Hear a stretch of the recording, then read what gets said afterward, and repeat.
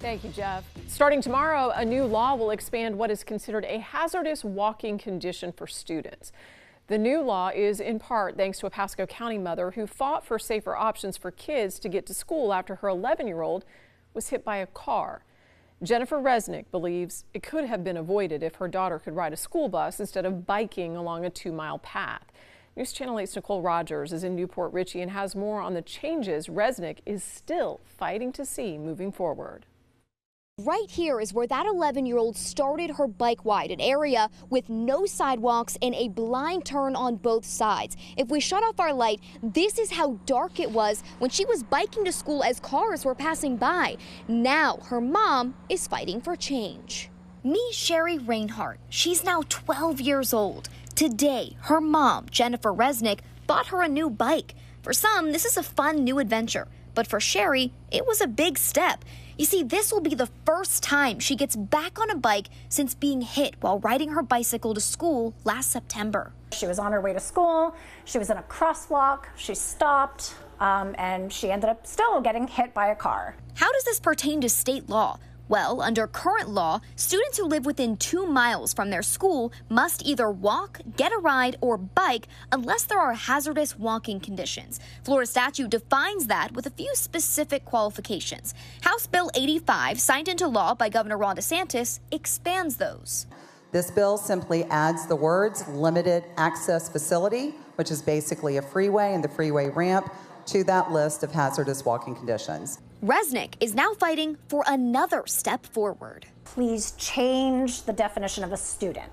Change the definition of a student from elementary to K through 12. That's what our ask was. Include all these kids so that it didn't matter. Middle, high school, if your route to school is unsafe, you get a bus. So if legislators could hear you today, what would you want them to hear from you? Let's try again. Resnick has since switched her daughter to a private school that accommodates her working hours, so she's able to drive her to and from school on a daily basis. As for House Bill 85, it goes into effect at midnight. In Newport Richey, Nicole Rogers, 8 on your side. And we are learning new details about a huge rescue off Anclote Key following a sudden storm over the weekend. Yeah, according to the Pasco County Sheriff's Office, several vessels sank after powerful storms quickly developed on Saturday, sending 42 people into the water. News Channel 8's Melissa Marino joins us now live from the Tarpon Landing Marina with the details on the story. Melissa. Hey there. So incredibly, only one person had minor injuries, but several of those boats were actually towed here to this marina, including this one right here behind me. They actually just got it out of the water today. Many, though, saying that this storm happened so quick they did not have time to get to safety. These photos show the aftermath. Several boats stranded on the Anclote sandbar. Yesterday, when I went to go tow their boats in, they were sitting on the sand. And you could tell there was water completely filled in the boats, but they were literally sitting on the beach. Matt Douglas, general manager of Tarpon Landing Marina, had to tow several boats that had been submerged after a storm quickly brewed along the coast. Today, he towed another boat still stranded from the weekend incident.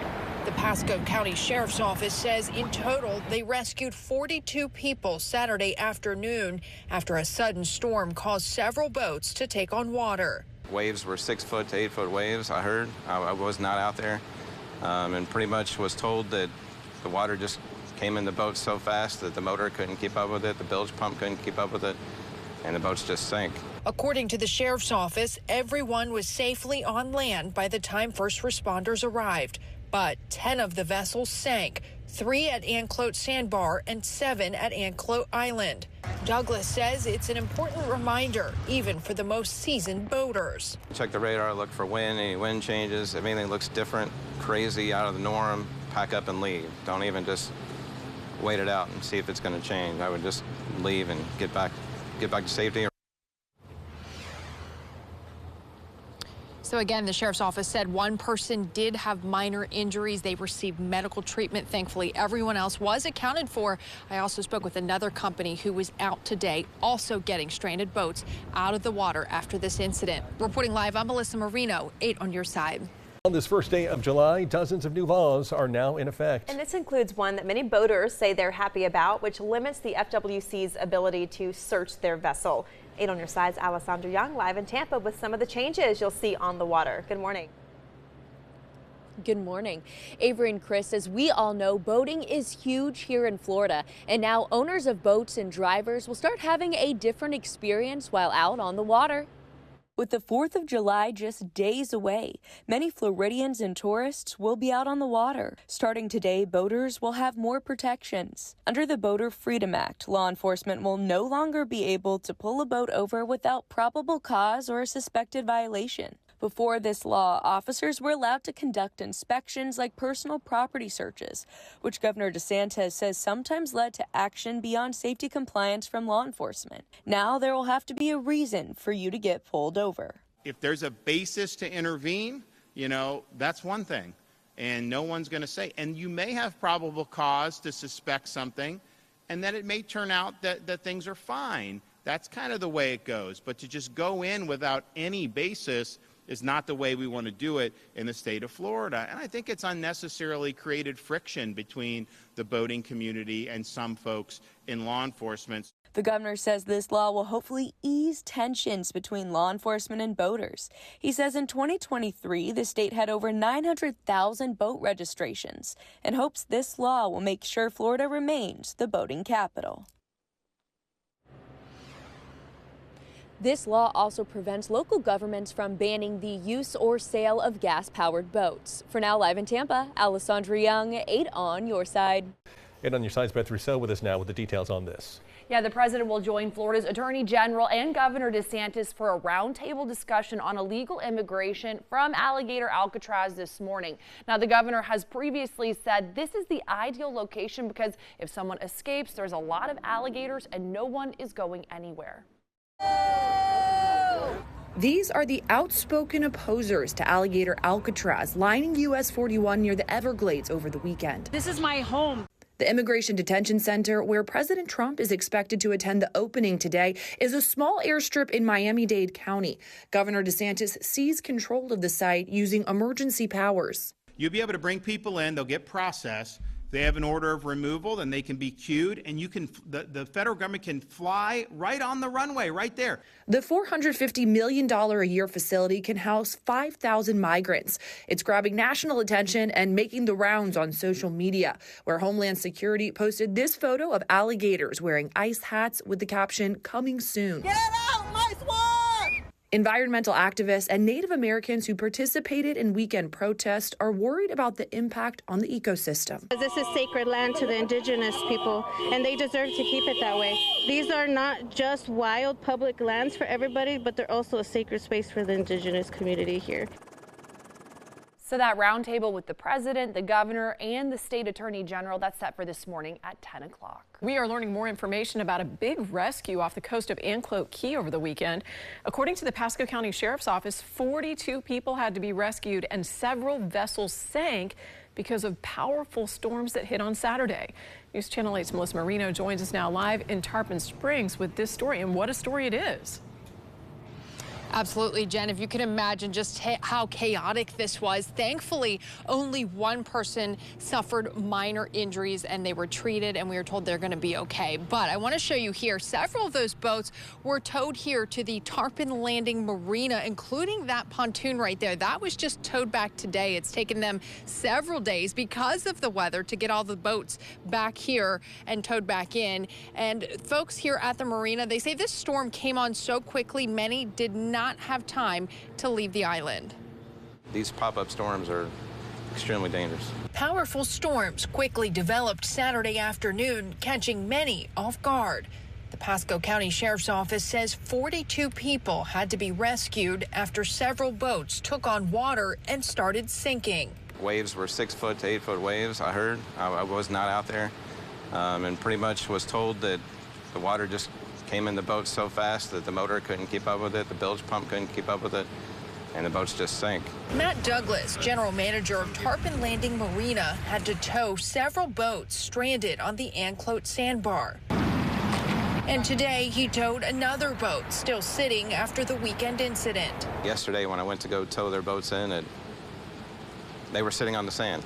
So you could tell there was water completely filled in the boats, but they were literally sitting on the beach. According to the sheriff's office, everyone was safely on land by the time first responders arrived. But 10 of the vessels sank, 3 at Anclote Sandbar and 7 at Anclote Island. Douglas says it's an important reminder, even for the most seasoned boaters. Check the radar, look for wind, any wind changes. If anything looks different, crazy, out of the norm, pack up and leave. Don't even just wait it out and see if it's going to change. I would just leave and get back to safety. And obviously, with 4th of July weekend approaching, this is a big boating weekend. Pasco County officials, they are stressing that to continue checking the weather throughout the day because of these storms that can pop up. They're also saying make sure that you have enough life jackets on your boat. Reporting live, I'm Melissa Marino, 8 on your side. People opposed to the planned migrant facility in the Everglades were out in full force this past weekend. Environmental activists and Native American tribes are concerned about the impact that alligator Alcatraz will have on the environment and endangered animals. Governor Ron DeSantis fast-tracked that project with an executive order. This controversial facility site is expected to open tomorrow, and President Trump is expected to be there for that. News Channel 8's Brittany Muller joining us live in studio with the latest. Keith, this site is sparking national attention with President Donald Trump's visit tomorrow. Homeland Security posting this photo of alligators wearing ice hats with the caption, "Coming soon." Governor Ron DeSantis has said if someone escapes, there's a lot of alligators and no one is going anywhere.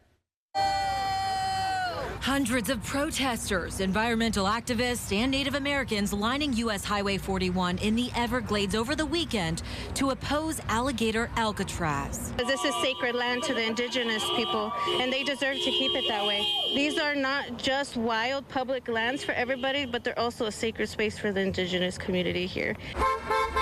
While advocating for their ancestral homelands and the preservation of the Everglades ecosystem, dump trucks rolled past hauling materials into the Immigration Detention Center. Get out, my swamp! The site is located on a small airstrip in Miami-Dade County. This is my home.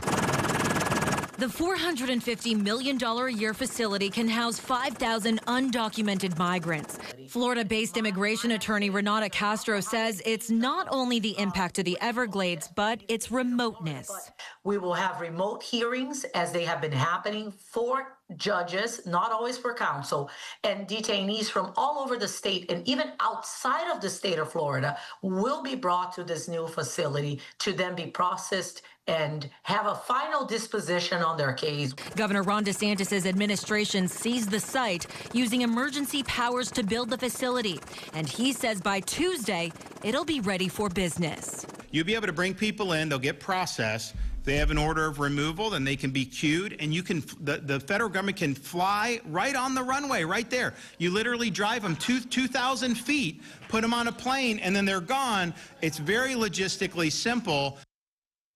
Governor DeSantis says some of the state's National Guardsmen will be able to serve as immigration judges who will be on site.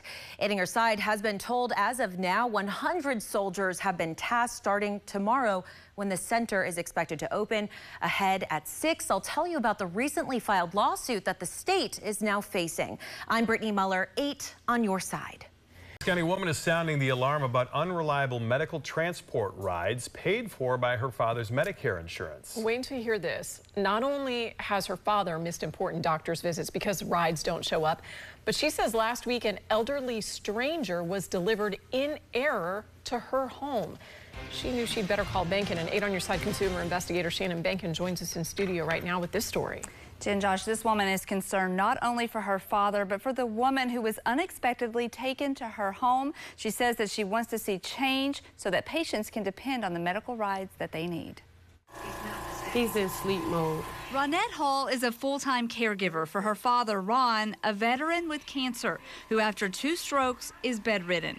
In order to get to essential doctor's visits, they depend on insurance coverage for medical transports paid for by Medicare. Ron must go from his bed to a stretcher, then loaded into a van. But recently, Ronette says those rides have been unreliable, causing Ron to miss appointments. Last week's ride started out late, and then... So they show up eventually, and the stretcher doesn't fit all the way through the door frame to get to my father.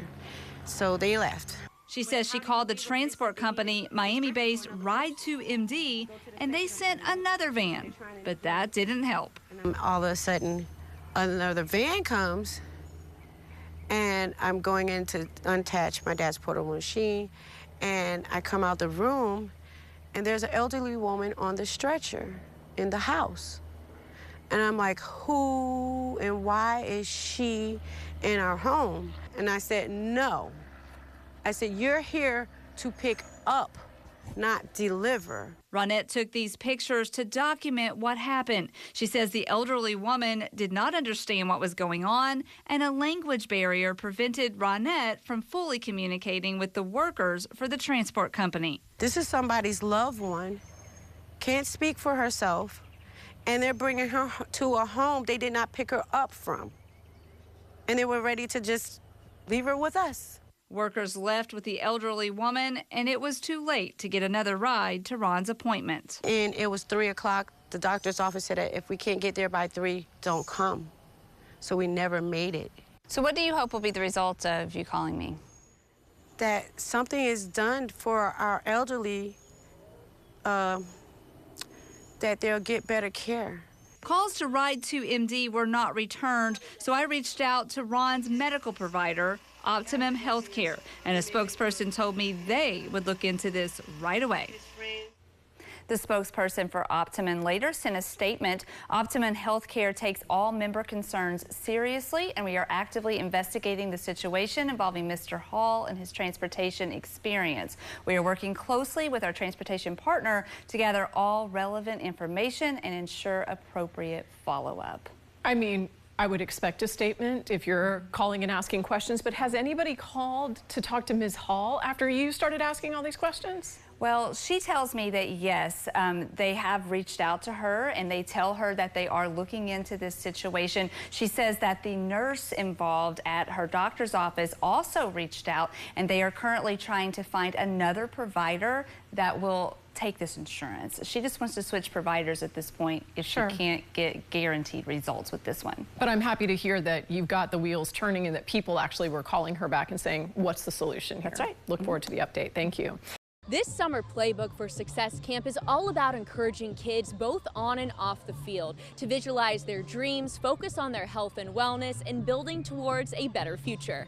You may see kids having fun by throwing the football around and dancing, but they're also building confidence and healthy habits. I remember here this was a place where a transition age where like you build confidence, you build teamwork, and this is why I chose this place. But for me, giving back, just something I grew up on. I think it's awesome.